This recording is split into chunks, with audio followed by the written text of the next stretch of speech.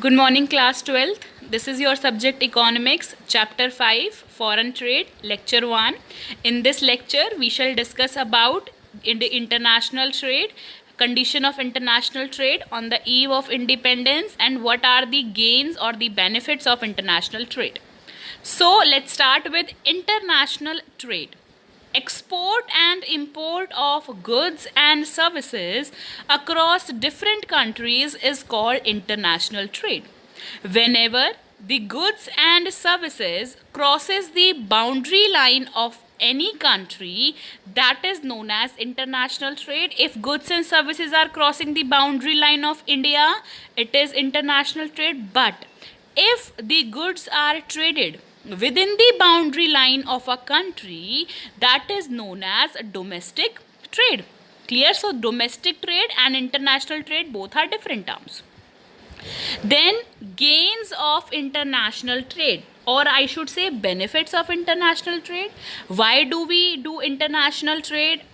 So these are the points. Number one is international specialization. See, while international trade is based on international specialization, and international specialization is based on the principle of comparative cost advantage. That means if the goods which you are importing, you are getting those goods at a cheaper cost, so you will prefer importing rather than producing those goods in your own country. So this is what the specialization, benefit of the specialization of other country. Why to produce those goods in your own country if you are getting at cheaper rate from other country? So this is what known as international specialization.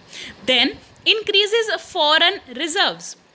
See, international trade facilitate export of goods to the rest of the world, fine, at a price higher than the domestic market. So if I am selling my goods at a higher price in the foreign market, definitely I'll earn the foreign reserves. It will lead to increase in foreign reserve. But if my exports are less and imports are more, it will not lead to increase in foreign reserve. Fine, it will lead to decrease in our foreign currency or foreign reserves. Then more investment. By offering wider size of market compared to the domestic market, international trade enhances opportunity of investment for the trading partners. So people will invest in the country because the country is dealing at a national level or dealing at international level. It will attract FDIs, foreign direct investment. It will attract FIIs. Fine, because my country is dealing at a global level. I have good relations, cordial relation with the other countries. Then GDP growth. See, if there is higher investment, we did in class 11th also, that if there is higher investment, there will be higher production. Fine, people, producers or the entrepreneurs will produce more because they will have more capital to invest. So if there is more investment, there will be more production, and if there is more production, then it will serve as the engine of GDP growth. Clear? So can I say that this will add to my national income? In macroeconomics, we did in the expenditure method net exports. Remember that net exports that we did in macroeconomics. So net exports is under expenditure method. So that means that is adding to my national income. So international trade is adding to the national income or not? Right or wrong? So international specialization increases the foreign reserves, more investment and more GDP growth. These are the gains of international trade. Are you done with this? So now see, one more thing you need to understand here is that in this international specialization, you will write one word, that is benefit of cooperative or comparative cost advantage. Clear? See, now India's foreign trade at the time of independence. See, Britishers used our natural resources as raw material. Fine. So this somehow led to the depletion of our natural resources. Clear? So Indian economy suffered its colonial exploitation during the British regime. Then the Britishers, they used our natural resources, and you know very well that resources are scarce relation to the wants are unlimited, resources have alternative uses, and Britishers started depleting our natural resources. Then beside a source of raw material, Indian economy was also exploited as a market for the British industrial goods. Then substantial export of raw material from India gave impetus to the volume of international trade, which significantly declined owing to the decay of Indian handicraft. In chapter 1 we did that they destroy our handicraft industry.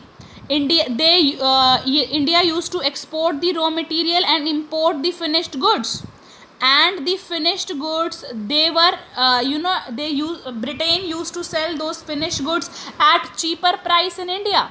So people preferred buying those imported finished goods rather than their own domestically produced goods. Clear? So on the eve of independence, our balance of trade was favorable.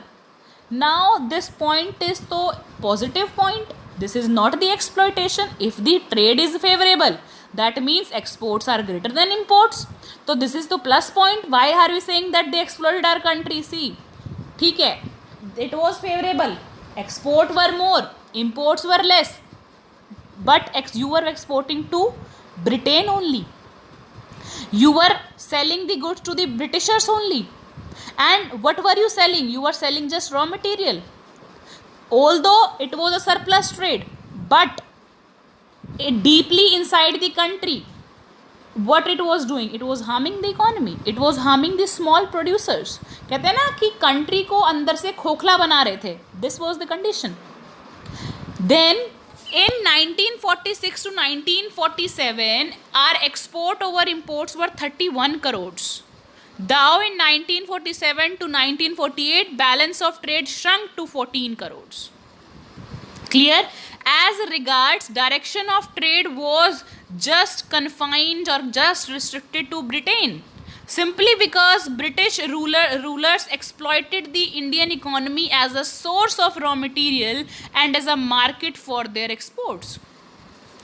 The composition of trade indicated backwardness of economy, as our export included largely of raw material while imports included largely of finished goods.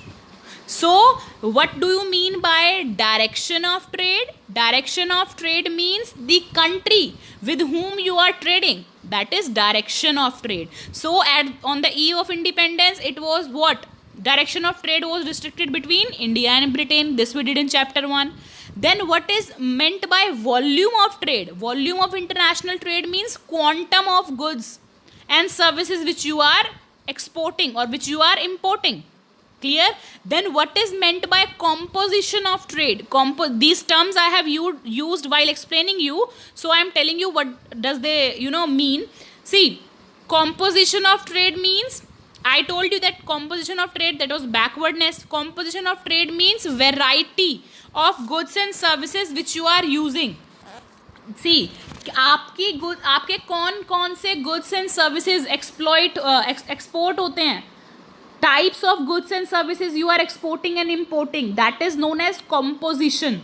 Fine. Volume, that means quantum of goods and services you are exporting or importing. Direction of trade, country with whom you are dealing. And on the eve of independence, we were just dealing with the Britain. It was a bilateral trade. So India's foreign trade at the time of independence, Britishers exploited our economy. India became the exporter of raw material, importer of finished goods. They exploited our natural resources. There was favorable trade and there was bilateral trade in the economy.